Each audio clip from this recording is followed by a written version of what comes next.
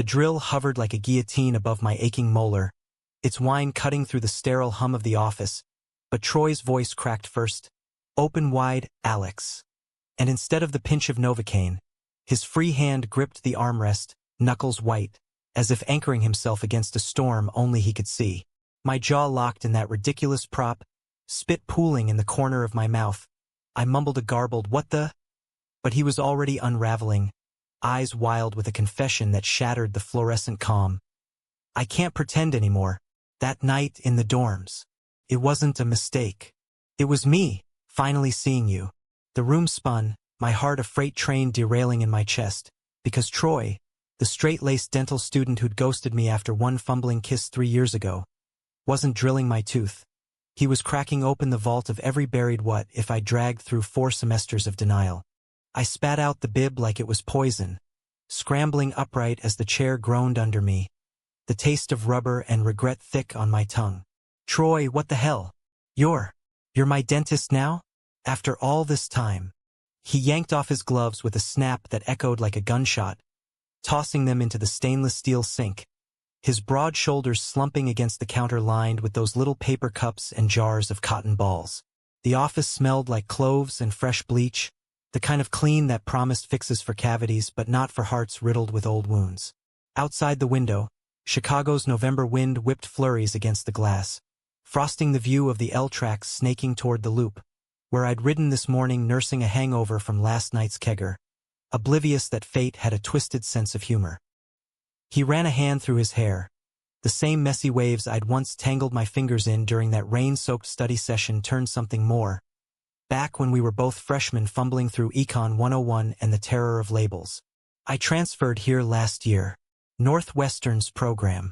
I saw your name on the intake form this morning and, God, Alex, I nearly dropped the chart. His voice was that low rumble, laced with the faint drawl from his Alabama roots he tried to sand down for the Windy City's edge. But it cracked now. Raw as the scar on his knuckle from that time he punched a locker after our teams lost the homecoming game. I wanted to bolt, grab my backpack slung over the vinyl chair and vanish into the gray sprawl of Evanston. But my legs felt like wet noodles, pinned by the weight of his gaze, those hazel eyes that had once made me believe in second chances before he bolted like a spooked colt. We'd met in the haze of orientation week. 2 scared kids from opposite coasts dumped into the Midwest's brutal honesty. I was the California transplant. All sun-bleached surfer vibes hiding a family that still thought faggot was just playground slang. Chasing a psych degree to unpack why I woke up sweating from dreams of boys' hands instead of girls' skirts. Troy was the jock transfer. Football scholarship dangling like a noose, broad-chested and quick with a grin that disarmed professors and pledges alike. Our paths crossed in the library stacks, buried under stacks of Freud and microeconomics, and one thunderous afternoon, when the power flickered out and left us in candlelit limbo, his knee brushed mine under the table. What followed was a tangle of whispers and touches that tasted like stolen freedom. His lips salty from pretzels, my heart hammering as if the world might end if we stopped. But it did end, abrupt as a referee's whistle. The next morning, he was gone. Radio silent through texts that bounced back undelivered. Rumors swirling that he'd switched dorms to room with his frat brothers. I pieced it together in fragments. The shame of small-town expectations, the fear of losing his spot on the team, the lie he told himself that it was just experimentation. I buried it deep, dated a string of girls who smelled like vanilla and indifference, joined the campus GSA meetings but never spoke up, let the ache fester like an untreated root canal. Now here he was, 3 years later, in scrubs that hugged his frame like a second skin, handing me a mirror to inspect the damage I'd ignored for months, his reflection overlapping mine in the glass. A ghost come to collect. Alex, say something. Yell at me. Hell, punch me if you want. He stepped closer, close enough that I caught the faint scent of his aftershave, cedar and regret, the same one that had lingered on my pillow after that night. The waiting room clock ticked like a bomb, muffled voices of patients flipping through People magazines seeping under the door. I could hear Mrs. Kowalski droning about her bridge work to the hygienist, oblivious to the implosion happening in exam room 3. My phone buzzed in my pocket. Probably Shane, my roommate, texting about tonight's bar crawl on Clark Street, but I ignored it, the world narrowing to this fluorescent bubble where past and present collided. You left? I finally choked out, voice hoarse from disuse, the words tasting like the metallic tang of fear. No note, no call. Just poof, like I was some experiment you aced and filed away. His face crumpled, that square jaw tightening as he sank onto the stool, wheels squeaking in protest. He looked smaller here, stripped of the gridiron armor, just a guy in his mid-20s piecing together a life from molars and memories. I was a coward. My dad called that weak. Found out about the team hazing, the slurs they threw after they saw us leave the library together. He said if I didn't man up, he'd pull funding. Football was my ticket out of Mobile, Alex. But losing you? That was the real fumble. The confession hung there, heavy as the lead apron from my X-ray, and something in me cracked. A fissure letting in light I'd long shuddered. I stood, legs steadier now, and crossed the linoleum in 2 strides, pulling him up by the collar of his coat. Our breaths mingled, ragged and real, and for a heartbeat, I saw it. The boy who'd quoted Whitman in the dark, the one who'd murmured "You're safe with me," like a vow. This isn't fixed with an apology, Troy. Not after I spent years thinking I imagined it all. But even as I said it, my hand lingered, thumb brushing the pulse at his throat, steady and insistent. He nodded, eyes glistening under the harsh lights, and that's when the door swung open. Nurse Patel with her clipboard, all efficiency and no nonsense. Doktor Hale? Your 215 is ready. Cavity fill on Mr. Ramirez. Troy straightened, the mask slipping back on, but he squeezed my wrist once, a silent tether. Finish the appointment? For old time's sake. I hesitated, glancing at the tray of picks and probes, then nodded, reclining back into the chair with a wry smile. Open wide it is, but no more surprises till the bill. As he leaned in, gloved hands steady now, the drill's hum resumed. A bridge between then and now, tentative as the first crack of ice on the lake come spring. Little did I know, this was just the extraction. The real rot was waiting back in my apartment, coiled in the form of a friendship I trusted blind. The rest of the procedure blurred into a numb haze, Novocaine dulling the pain but not the questions swarming my skull like gnats over the Fox River.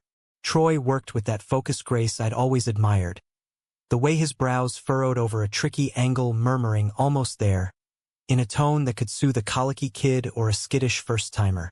By the time he polished the composite smooth and peeled off the dam, the clock had ticked past 3 p.m., and the office was emptying out, staff shuffling coats against the deepening chill.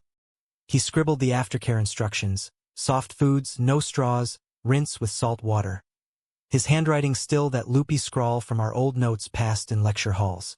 "Alex," he said, handing me the paper, our fingers brushing in a spark that jumped like static from wool socks on carpet. "Can we talk?" "Not here." "Coffee?" "There's that spot by the lagoon, the one with the killer lattes." The Northwestern Campus Lagoon, where we'd skipped stones and shared secrets under weeping willows, before the world got in the way. I wanted to say no, to protect the scar tissue I'd built like calluses from rowing crew, but the pull was magnetic, north to his south. "Yeah, text me. But Troy, this doesn't erase the ghosting."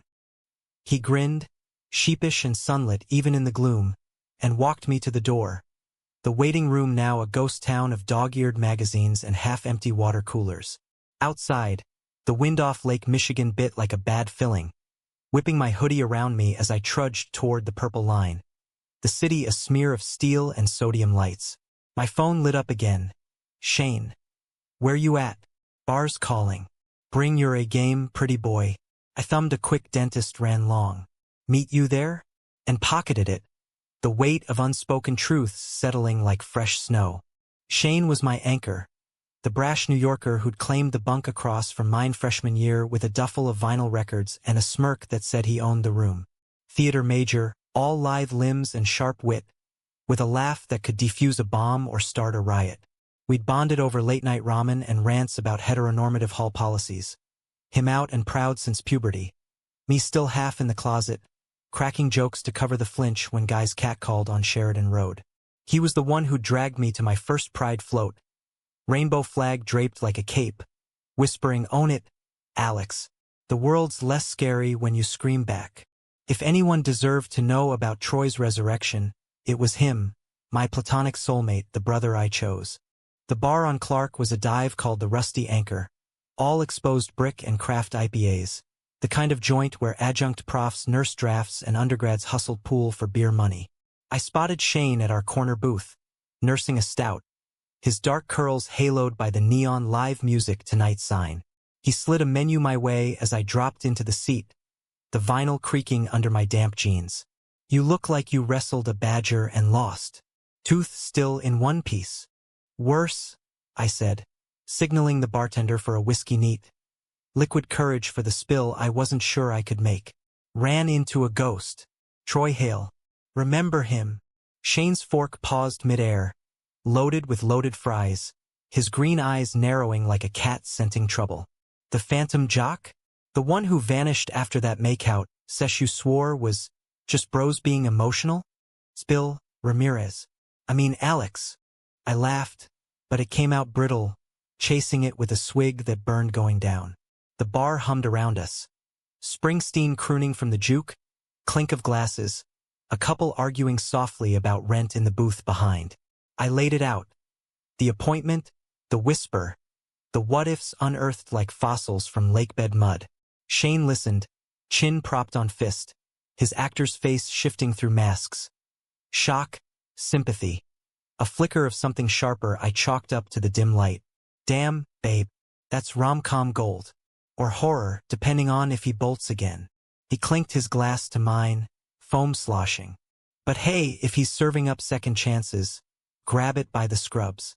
Life's too short for untreated cavities, in teeth or the heart." We toasted to that, the whiskey loosening knots I'd carried since sophomore slump, and by last call, I was buzzing.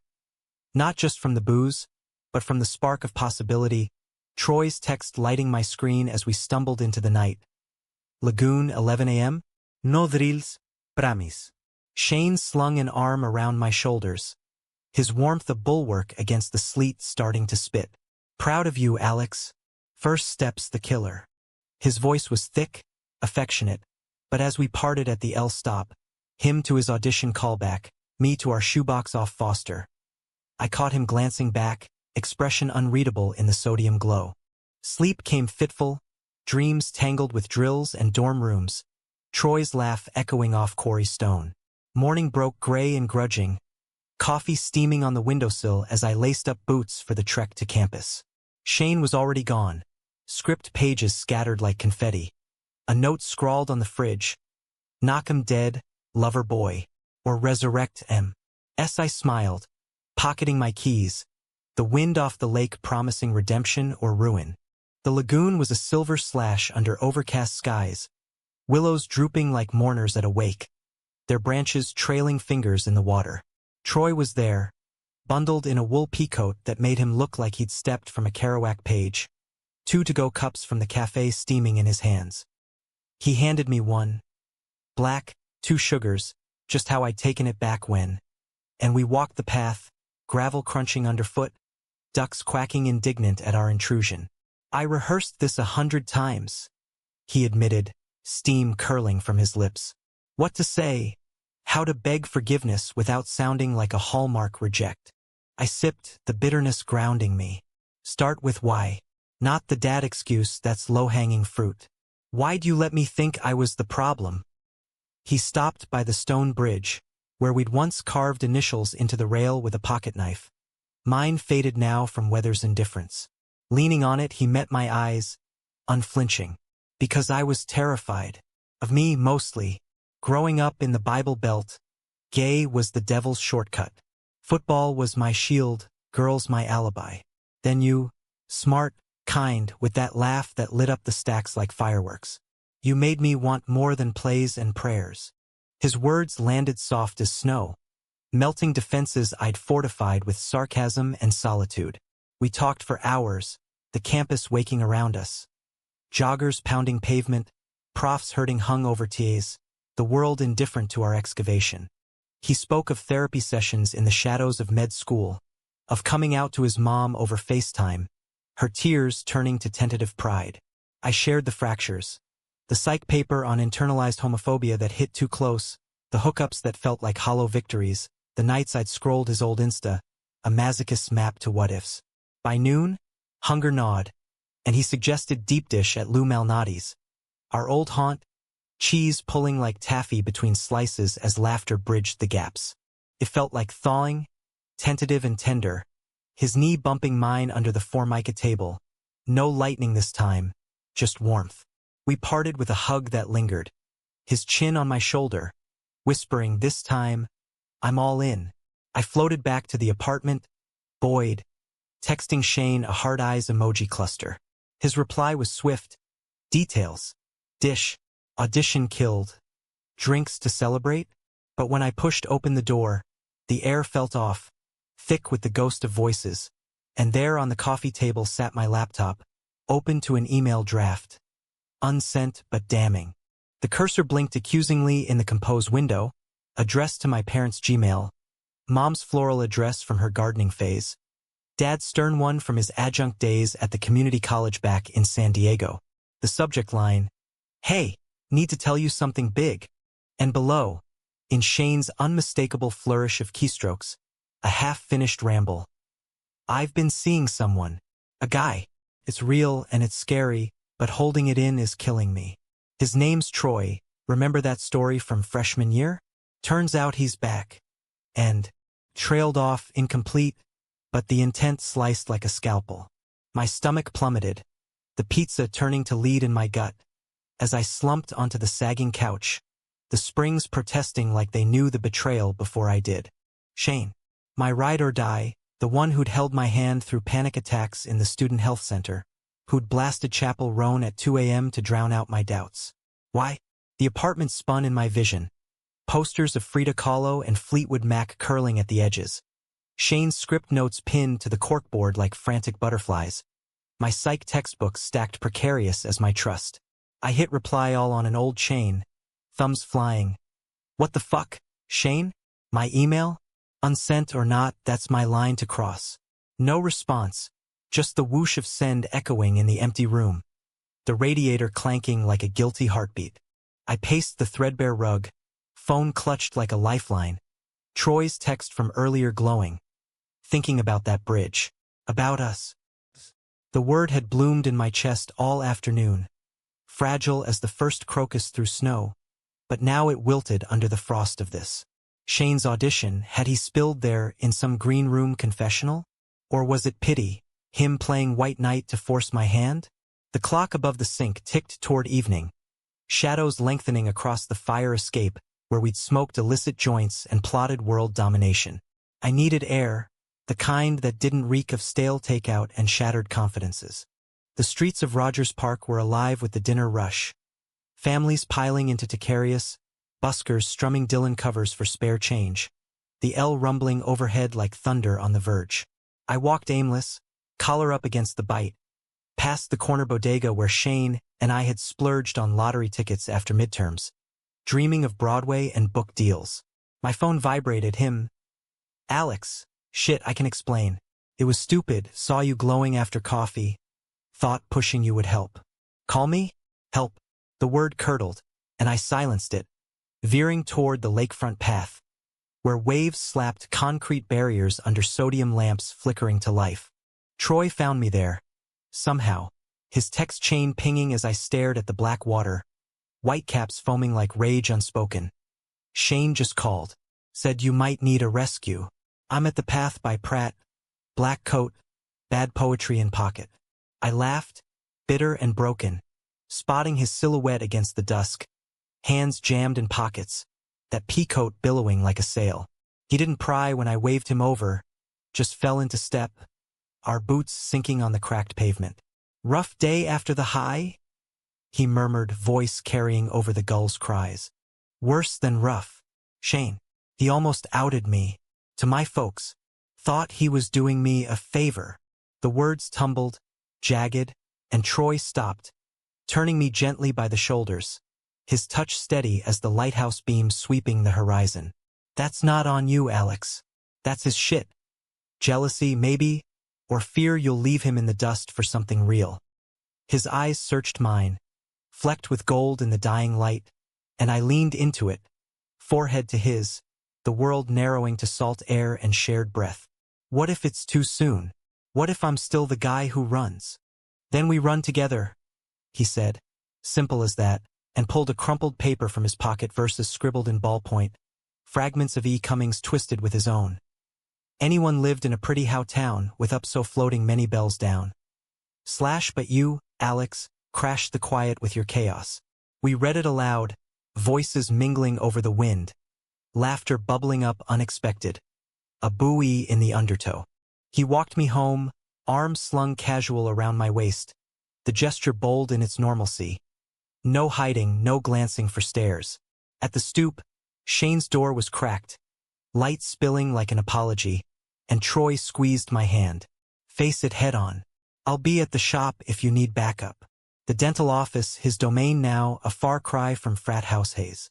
I nodded, stealing, and pushed inside. Shane was a wreck, hair wilder than usual, eyes red-rimmed over a half-empty bottle of cheap Merlot. Our cat Mr. Whiskers twining figure eights around his ankles like a furry therapist.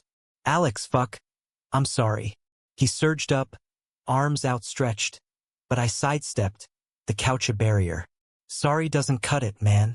That's my story, my parents still calling it a phase in holiday cards. You don't get to script my coming out because you think I'm dragging my feet. He deflated, sinking back, glass trembling in his grip. I saw you with him today from across the quad, lit up like fucking Christmas. And it hit me, you're moving on, building this thing, and I'm still here, auditioning for bit parts in my own life. Jealous, yeah. Stupid, double yeah. But I thought if I nudged you, you'd fly, and maybe I'd stop feeling like the sidekick. The honesty gutted me, his vulnerability a mirror to my own fractures. Shane, the eternal performer, cracking under the footlights. I sat, distant but thawing, Mr. Whiskers hopping between us like a mediator. You're not the sidekick, Shane. You're the goddamn director half the time. But this, crossing that line, it's betrayal pure. Tears tracked his cheeks, smudging the coal he wore for auditions, and he nodded, fierce. I know. I'll make it right. Delete the draft, therapy app on my phone, whatever. Just don't cut me out. We're a package deal, you and me against the straights. We talked till midnight, raw and ragged, unspooling the threads of codependence we'd woven tight. By the end, hugs were exchanged, fierce, forgiving, and he crashed on the couch, snoring softly as I texted Troy. Storm passed.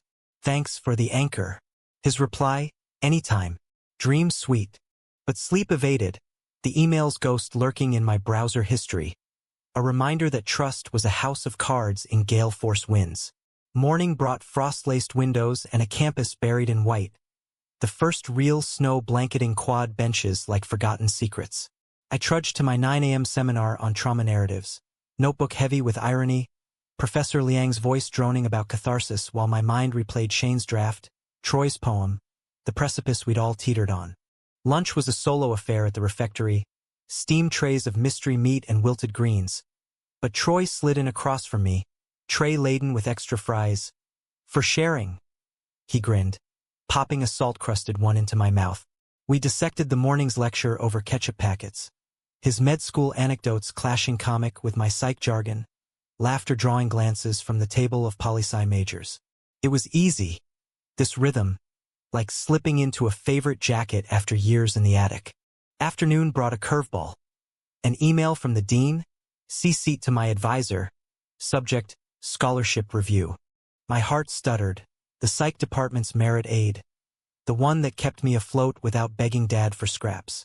Inside, concerns raised regarding personal conduct impacting academic focus. Meeting requested. Conduct? The words blurred, panic rising like bile. Shane? No, he'd sworn. Or Troy's reappearance. Whispers from old teammates. I forwarded it to Shane, who replied instant. WTF? Not me, swear on mom's matzo ball. Digging. Troy met me after his shift. the dental clinic's neon sign buzzing farewell as we wandered to the Art Institute. Winter admissions free and echoing with hushed awe. We lost hours in the modern wing. Monet's water lilies a blur of peace amid my storm. His hand finding mine in the shadow of Hopper's lonely diners. "Whatever it is, we'll face it," he murmured, thumb tracing my knuckles. But as we emerged into twilight, my phone lit with Shane's text. "Overheard in theater lounge. Some prof saw you two on campus. Flagged it as distraction. Homophobic bullshit. Fight it?" The betrayal shifted. Not Shane's this time, but the institution's cold machinery, grinding personal joy under bureaucratic heels. Rage simmered, hot and righteous, as we cabbed back to my place, the city lights streaking like accusations. Shane was waiting, takeout ties steaming on the counter, his face a mask of fury matching mine. "This is war, boys. I've got connections, queer alumni network, the works." Troy clapped his shoulder. The three of us a makeshift alliance, plotting over pad thai like generals at Yalta. That night, tangled in sheets with Troy's arm heavy across my waist. Chaste, just presence. We whispered strategies till dawn crept in, gray and unforgiving. The scholarship wasn't just funds. It was validation, a foothold in a world that still measured worth in straight edges. Losing it would mean loans, part-time grind, the slow bleed of dreams deferred. The dean's office was a wood-paneled tomb, bookshelves groaning under tomes on ethics and equity. Dr. Hargrove's desk a fortress of files. He was avuncular on surface, wire rims, tweed jacket, but his eyes held the glint of judgment, Midwest reserve masking coastal transplants unease. "Mr. Ramirez, sit. This is delicate." He steepled fingers, glancing at a printout. Screenshots, blurry but damning, of Troy and me at the lagoon. Hands linked, time-stamped from some busybody's iPhone. "Personal relationships," he intoned, "can distract from scholarly pursuits. We've had feedback. The word slithered, euphemism for bigotry, and I leaned forward, voice steady as the Novocaines fade. "With respect, sir, my grades are up, attendance perfect. If feedback means someone saw two guys holding hands and clutched pearls, that's not my distraction. It's theirs." His cheeks pinked, but he pressed, citing policy on professional decorum. The scholarship's clause on moral character. Moral. The irony choked me, visions of Shane's draft, Troy's ghosting, my own closet skeletons dancing. I stood, chair scraping like a gauntlet thrown. "Review the clause, Dean. Or better, the Constitution. I'll fight this, formally." Outside, snow swirled thicker, blanketing the injustice in whitewash. But inside, fire kindled. Troy was waiting in the hall, backpack slung, his presence a shield. We debriefed over hot cocoa at the student union, steam curling like plot twists, Shane joining via FaceTime from rehearsal. "Nail the bastard, Alex. Channel your inner Joan of Arc." Laughter cut the tension, but as night fell, the stakes loomed. Not just funds, but the right to love without apology, to be seen without shame. The appeal process unspooled like a bad thriller. Forms in triplicate, witness statements from profs who'd clocked my office hours more than my PDAs. A hearing date circled in red on the calendar like a blood moon. Shane turned sleuth, his theater contacts unearthing the snitch. Adjunct in sociology, Dr. Ellis, a bitter holdover from the 80s with a mustache like a broom bristle and sermons on traditional values, slipped into lectures on deviance. Classic closet case. Shane sneered over pizza boxes in our living room, Troy nodding grim as he sketched cavity diagrams absent-mindedly on napkins. "Projects his crap onto you, Alex. We'll bury him in affidavits." Troy's support was quiet steel. Mornings with coffee runs before his rotations. Evenings decoding Dean's doublespeak over walks along the shore, where ice skimmed the shallows like fractured glass. Our connection deepened in those stolen pockets, not with grand gestures but the grind of solidarity. Him quizzing me on attachment theory while I timed his flossing demos, laughter erupting when he'd mimic patients' whines. One night, post-hearing prep, we collapsed on my bed, exhausted, his head on my chest, heartbeat sinking to the distant L rumble. "You're braver than you know," he murmured, fingers tracing lazy eights on my arm. "Coming out to the dean? That's prime time." Brave. The word sat uneasy, laced with the lie of my lingering fears. Texts from Mom unanswered. Dad's voicemails clipped about focusing on the future. But Troy's belief was balm. And in the dark, I confessed the draft, Shane's near miss, the terror of family fracture. He listened, then shared his own. The frat brother who'd outed him post-ghosting. The team's cold shoulder that ended his scholarship dreams. "Betrayal's the thief," he said. "Steals your voice before you claim it." We fell asleep entwined, chased fortress against the fray, waking to Shane's banging pots. "Rise, lovers!" War council in 5. The hearing dawned brutal, wind howling off the lake as if heralding Judgment Day. The conference room was sterile as Troy's exam bay. Long table, water pitchers sweating condensation, a panel of 3, Hargrove, a tenure-track ally from women's studies, and the wild card, Ellis himself, fidgeting with his tie like it choked him. I presented crisp. Transcripts gleaming, letters from Leong praising my thesis on queer resilience in lit. A timeline debunking distraction, with logged hours that shamed their scrutiny. Shane's testimony, via Zoom from a callback set, was fire. Alex's focus? Lave. The only distraction here's institutional bias. Folks, rewrite the script. Ellis squirmed, his rebuttal a mumble about campus optics. But the ally prof, Dr. Rivera, eviscerated it. Optics? In 2025? This reeks of discrimination, Hargrove. Precedent from the 2018 case. Settled out of court. The dean cleared his throat, papers shuffling like dry leaves, and adjourned for deliberation. Outside, Troy crushed me in a hug, breath warm on my neck. "You slayed." But victory tasted tentative, the panel's murmurs haunting the hall like bad omens. We celebrated cautious. Burgers at Grill House on noise, grease dripping and defiant, Shane regaling with audition war stories, Troy's foot hooked round my ankle under the booth. Laughter flowed freer, the knot in my chest loosening. But as we split the check, my phone buzzed, Mom. Voice trembling, I stepped into the alley, snow dusting dumpsters. "Alex, your father's worried. This scholarship thing. And Shane's email glitch? It mentioned a boy." Heart stop. Shane's draft. Forwarded somehow? Or Ellis's reach? "Mom, we need to talk. For real." The call stretched, her voice quavering across 3,000 miles. Shock first, then questions tumbling like beads from a broken rosary. "Is it serious? Does he treat you right?" Dad's gruff interjection. Phone wrestled. "As long as you're happy, son. But church says." Trail off, a concession wrapped in conditionals. Tears froze on my lashes as I hung up, the world sharper in the cold. Family not lost, but leaning, a bridge half-built. I texted the group. Parents looped in.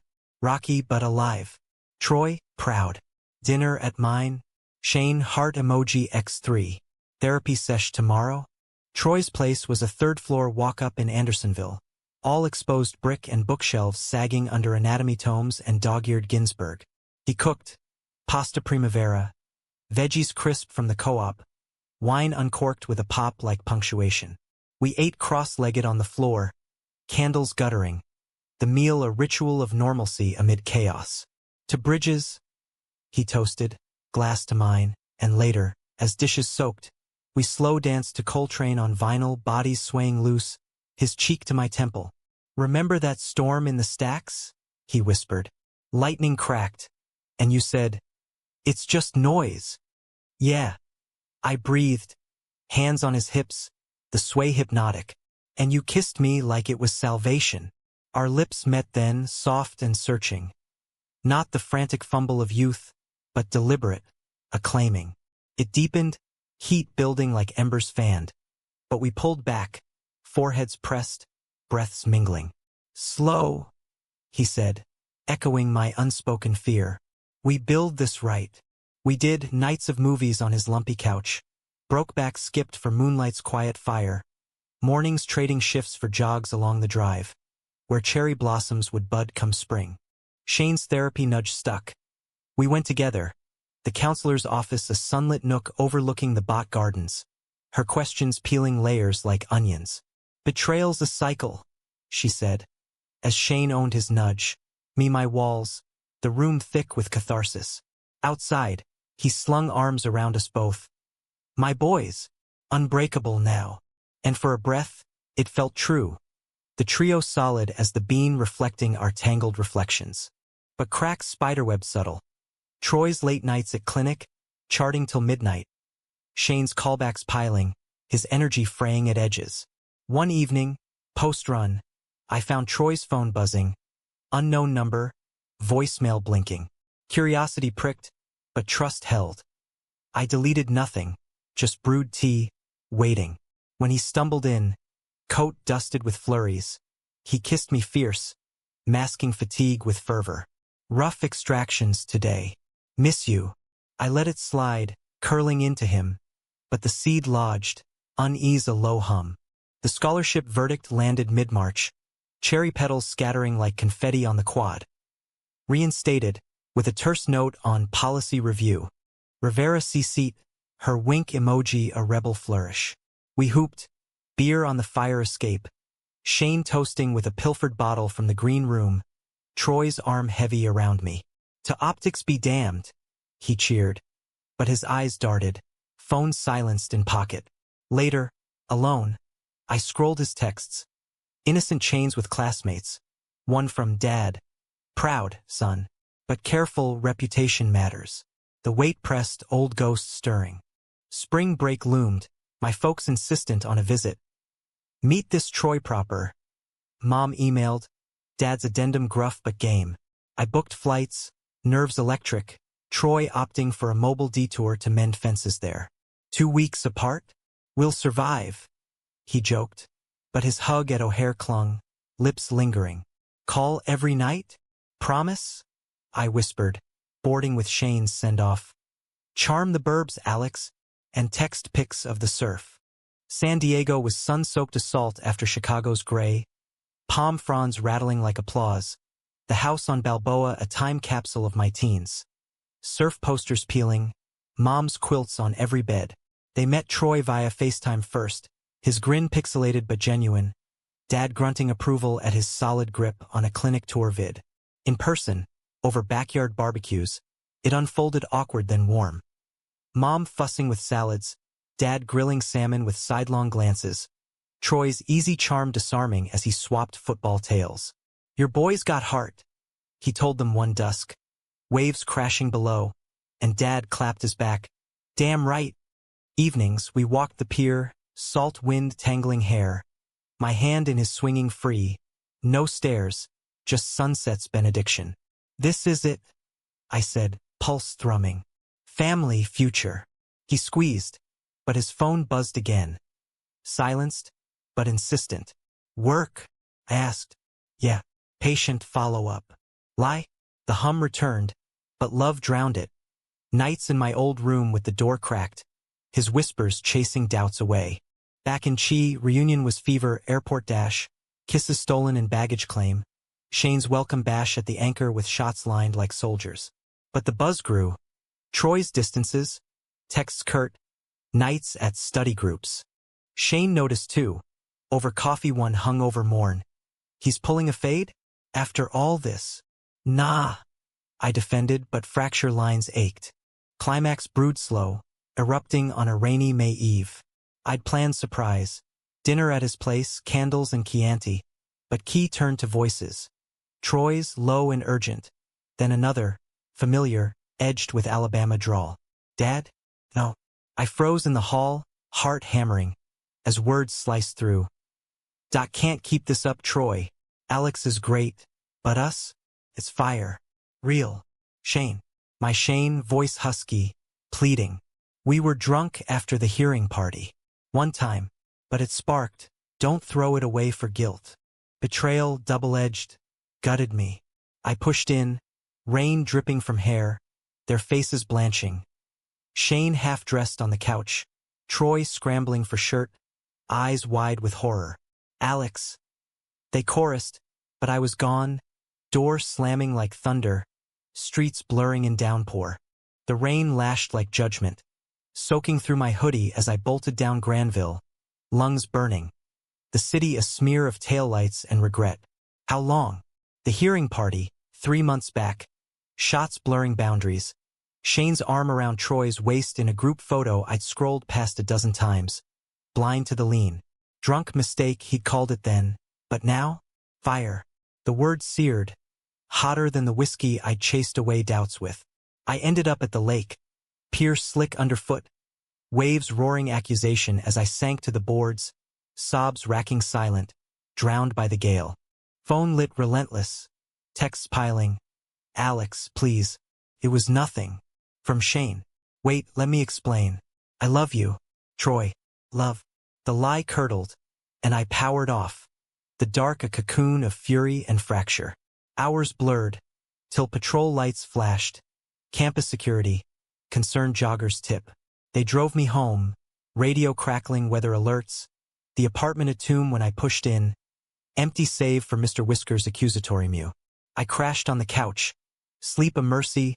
Dreams tangled with pier walks and pilfered kisses. Dawn broke sullen, coffee bitter as I scrolled voicemails. Mom's worried check-in, oblivious. Advisor's nudge on thesis drafts. Then them, overlapping pleas. I deleted, showered scalding, the steam veiling tears. Class was a haze. Liang's lecture on betrayal in the price hitting visceral. My notes frantic scribbles. Trust equals illusion?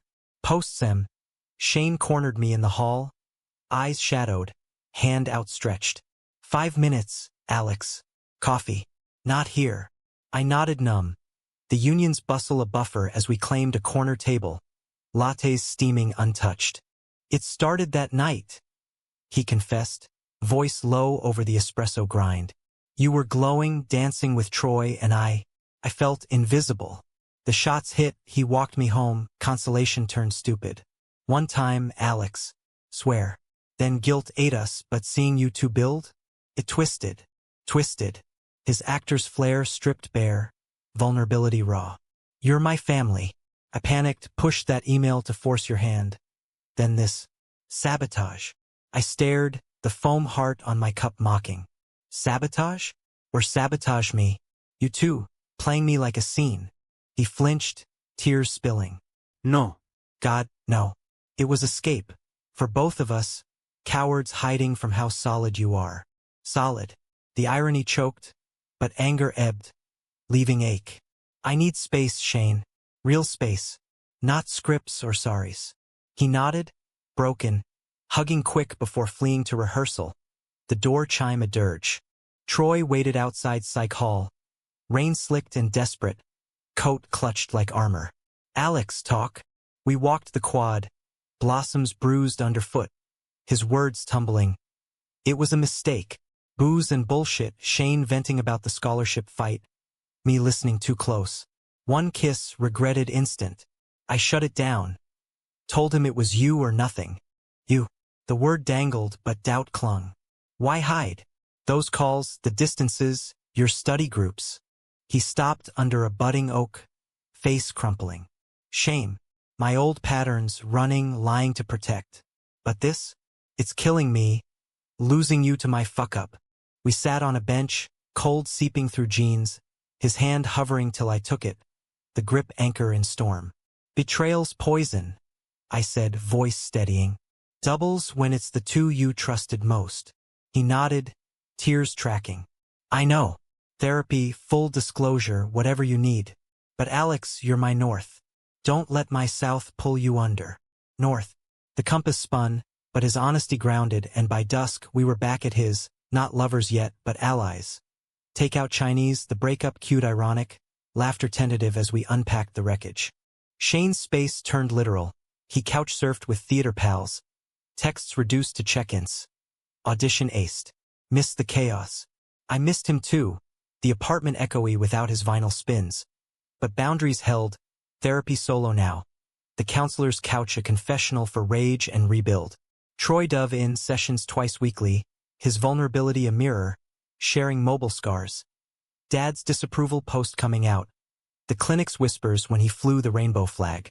I'm done hiding, he vowed, and proved it. Pride plans sketched over breakfasts, his hand in mine on Clark Street strolls, stares met with smiles. Midterms loomed, a distraction divine. Psych comps a gauntlet of stats and case studies. Troy quizzing over midnight runs. Shane's care packages of energy bars and snarky notes slipped under door. Ace it, Brainiac. Beers on me post. The gesture thawed, and post-exam we met neutral, the anchor, neutral ground, Troy absent by request. I'm sorry, Shane started, pint foaming. For the email, the everything. I was scared you'd eclipse me. Leave the duo for a duo plus. Duo. Our pact. Frayed but mending. You're irreplaceable, Shane. But trust? Earned now. He grinned. Right. Challenge accepted. Co-write my one act. Queer redemption arc. Laughter bridged. Tentative. And by closing, hugs lingered. Forged anew. Troy joined later, the trio at my place for movie night. Love, Simon chosen deliberate, popcorn flying as we dissected tropes. Tension hummed, but harmony crept. The room warm with what-ifs turned maybe. Summer beckoned, internships calling, Troy to a clinic in Door County. Me to a research gig at the Adler Planetarium. Shane off to an equity showcase in NYC. Farewells were fraught. Airport hugs, promises of visits. My folks' invite extended to all. Families growing. Mom beamed over Zoom. But as Troy's flight boarded, his kiss fierce, a shadow lingered. Ellis's mustache twitching in memory.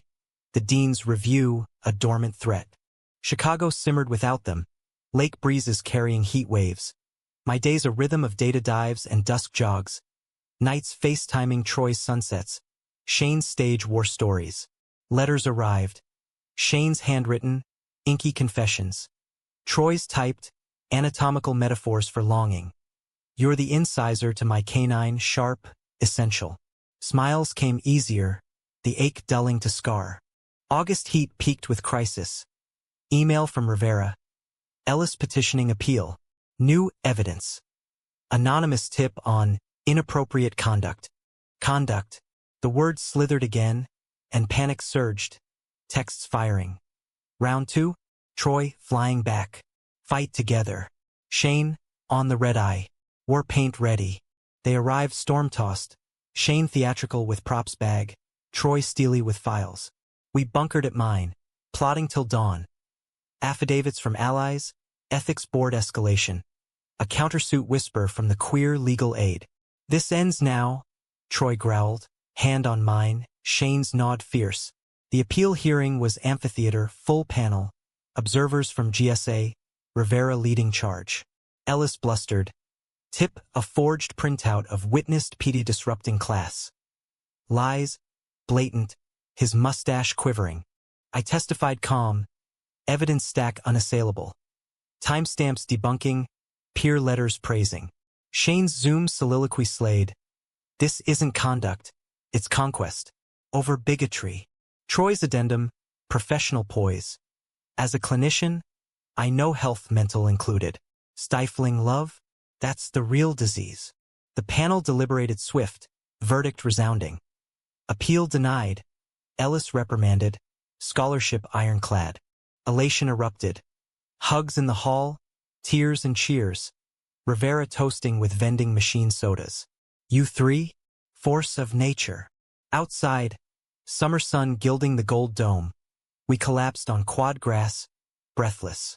We did it, I whispered, Troy's kiss sun warm, Shane's whoop echoing. But triumph's afterglow faded to fracture's echo. Trust rebuilt, but brittle. Fall semester dawned crisp, classes a whirlwind. Our trio evolved. Dates with Troy interspersed with game nights. Shane's understudy role in a loop production pulling him orbit close. One night, post-rent matinee, we debriefed over falafel. His eyes lingering on Troy's laugh a beat too long. Old habits. I teased light. He flushed, waving. Nah, just happy for you. Happy. The word held, for now. Thanksgiving loomed. My folks hosting a full table. Troy and Shane invited. Flights booked. The drive from O'Hare was banter-laced, nerves electric, but San Diego welcomed warm. Barbecues on the bluff, Mom's tamales, Dad's grudging grilling tips to Troy. Evenings, bonfires on the beach, stories swapped, Shane's stage frights, Troy's tooth fairy tales. My psych riffs on family is found. "You're home," Mom said, hugging tight, and for once it stuck. Return flights buzzed with afterglow, but winter's chill brought chill. Troy's dad visit, tense texts trailing. Progress, but slow. Shane's showcase callback, his glow dimming to doubt. And me, thesis grinding, the weight cumulative. One snowy eve, storm raging, we three convened. Hot toddies steaming, tree half trimmed. To us, Troy toasted, but Shane's clink hesitated, eyes shadowed. "Guys, I got the part. Off-Broadway. Moving January." Silence blanketed, joy laced with loss. "Chicago won't be the same," I said, throat tight. He grinned, teary. "Then visit. Hell Crash Editions. Hugs fierce, the news a pivot, our constellation shifting. January carved Chicago raw, wind howling off the lake like a banshee keening change. Shane's moving truck idled curbside, boxes labeled in sharp efflare. Breakables, my ego, vinyl, soul. As we loaded last, laughter brittle over the clatter. Troy muscled the couch solo, quipping dentist's arms aren't just for smiles. While I taped shut the cat carrier, Mr. Whisker's yowling protest. "NYC's gain, our loss?" I said, hugging Shane fierce in the vestibule, his curls tickling my chin. "But this? Not goodbye. Just intermission." He pulled back, eyes bright pricked. "Damn right. You'll visit. Broadway whores can't quit cold." Troy clapped his back. The trio's clasp a knot of sinew and sentiment. Then he was gone, taillights vanishing into the flurry. The apartment hollow as a fresh extraction. That night, Troy and I curled on the bare mattress. His lease sublet to us, a merge tentative. Whispers chasing the quiet. "Change sucks," he murmured, breath warm on my neck. "But we're steady, steady." The anchor held, but ripples lapped. Spring thawed slow, my thesis defense a crucible. Liang's panel probing queer narratives in American lit. My slides flickering tales of hidden loves and hard-won lights. Applause echoed post. Champagne popped in the lounge. Troy's proud grin brighter than the dean's nod. "Published potential?" Liang said, clapping my shoulder. And as confetti rained digital, I texted Shane. "Survived. Your dramatic input saved it." His reply knew it. "Casting call for your biopic?" Led me. Graduation weekend bloomed riotous. Caps airborne over Ryan Field. Families flooding the quad. My folks beaming from bleachers. Mom's sign Alex. Our star. Garish and grand. Troy sat beside them, arm casual round Dad's shoulders during the hooding. His whisper to me on stage a lip-read vow. Forever proud. Post-ceremony, brunches blurred into barbecues. Shane FaceTiming from a Times Square scrum. Looking sharp, Doc in waiting. Spill the after-party deets. After-party was ours. Rooftop at the Roby, city sprawling electric. Toasts to futures unfurling. Mine forked. Psych residency offers from UCSF and Rush. The pull west a siren to sun and roots. Troy's clinic expansion tethering east. "We choose together," he said over deep dish farewell dinners. But decisions loomed. Maps poured like oracles. Shane's orbit pulled too. His off-Broadway run extended. Invites to opening nights. Our visits a whirlwind of subways and spotlights. Him center stage as a jaded queer barista. Reviews raving raw heart. Summer solstice brought crossroads. I chose Rush. Chicago's pulse too ingrained to quit. Troy's elation a proposal proxy. Ringless, but real. Whispered on a quilt under Perseides. "Build here. With me." Yes tumbled easy, stars winking assent. Shane's news followed. Lead in a touring Angels in America, wheels turning national. "Road life," he joked over video. Backdrop his cramped dressing room. "But hearts here, here." The thread stretched but held. Fall foliage turned fiery as tensions simmered subtle. Troy's dad visit redux. Alabama sun scorching old wounds, his return quieter, silences lengthening over charts. Healing's non-linear, he said, but my therapy ear caught the strain, sessions doubling. Shane's tour kicked off ragged. Cancellations from COVID whispers, his calls laced with exhaustion. Crowds love it, but the grind? Soul suck. We rallied, virtual care packages shipped, pep talk scripted but distance nod. Climax crested Thanksgiving, my folks again, table set for 6 but plates cold. Shane stranded in Philly by flight snafu, Troy's flight delayed by squall. Fate's a prick, Dad grumbled, carving turkey solo. But we zoomed them in, faces pixelated but present, toasts overlapping chaotic, laughter bridged, but post-feast, alone on the deck, waves of bass rumble, doubt crested. Was this sustainable? Love scattered like gulls? Winter solstice tested. Troy's clinic sued. Malpractice claim from a botched implant. Bogus but bruising. Lawyers circling like sharks. Shane's tour hit snag. Understudy poach. His role yanked. Fury venting in voicemails. Back to square one, Alex. What if I'm chasing ghosts? I flew east, crashing his sublet. The 3 of us. Me bridging coasts. In a fevered huddle. Thai takeout, Hedwig blasted, tears and truth spilling. We're not ghosts, I insisted, hands in theirs. We're the goddamn ensemble.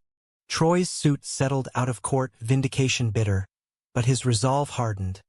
No more hiding. Pride board seat? I'm in. Shane re-auditioned fierce, landing a workshop gig, his text triumphant. Rising, baby. And me, residency starting, white coat crisp. Patience stories a mosaic of resilience echoing my own. Spring equinox marked year turn. Anniversary dinner at the Purple Pig. Charcuterie a feast of memory. Troy sliding a box across linen. Simple band. Tungsten etched with coordinates of our bridge. Not proposal, he grinned. But promise. Kneeling came later. Summer solstice redux. Under that oak. Shane officiating impromptu via video. His whoop from a Seattle stage. I do's, bitches. Family converged. Parents tearful. Moms quilt a canopy. And vows exchanged simple. In fractures and fire, I choose you. Years folded forward. A tapestry woven tight. Clinic thrived. My practice bloomed in trauma care. Shane's Tony gnawed a blaze in our mantle. Betrayals faded to footnotes. Lessons in the syllabus of survival. Trust not blind, but built brick by deliberate brick. Chicago's seasons cycled, like a constant mirror, reflecting not perfection, but persistence. 3 souls, scarred and shining, in the American grit of love unyielding. Now, as autumn paints the lagoon gold once more, Troy's hand in mine, Shane's latest script mailed dog-eared. I trace the band's groove, heart full. The drill's whine is memory, the open wide a gateway not to pain but possibility. And in this pretty how town, with bells down and floating up so, we live anyone, but truly we love.